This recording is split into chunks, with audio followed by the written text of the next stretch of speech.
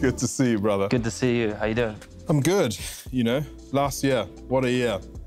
Like no other, really. Like no other. How important for you was it to keep racing?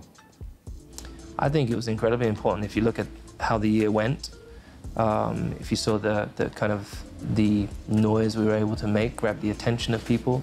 I think also for people who are, all of us were isolated, I think it was really healthy for people to see sports. So I think we had a responsibility, and I'm grateful that we were able to continue. Is rewriting F1 history important to you? I guess you're talking rewriting history in terms of records. That would be it. But I'm more about rewriting or writing the future in terms of diversity inclusion within our sport, because it has always been white-dominated and male-dominated, and I think it's time for a change. How are you and your team preparing for this new racing season?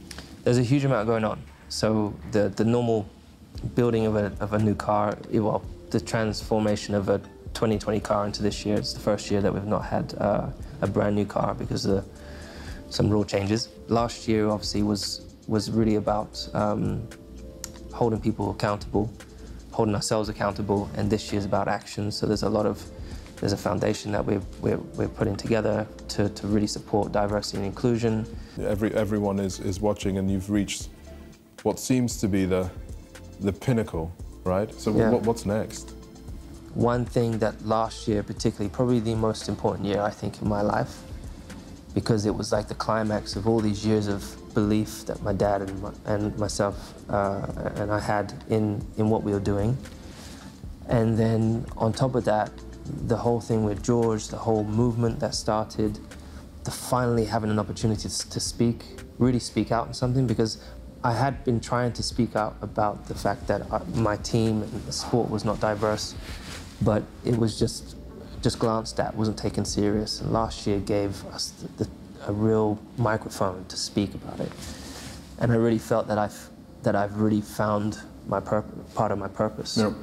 Well, what we saw last year was, you know, from my point of view, and a lot of people that are allies in this anti-racist movement, saw you standing up for what you believe in, and that was really, really important. I think last year was one of the most proudest things for me. It was, for example, taking the knee. It was really I really wanted particularly the black community to know, hey, I hear you, and I'm with you all the way. And you know, also I've suffered in silence growing up and quiet, and all those emotions that came up last year, and now I finally got the platform and the power to really create change. Yep. And that for me is means so much more than all these championships, these wins. Wow. And wow, I got goosebumps. I'm so proud of you for you even being able to sit here and say that. Thank you. Thank you, Lewis, thank you. Thank As you. always, I enjoy just shooting the breeze with you, mate. Thank you. Thank you.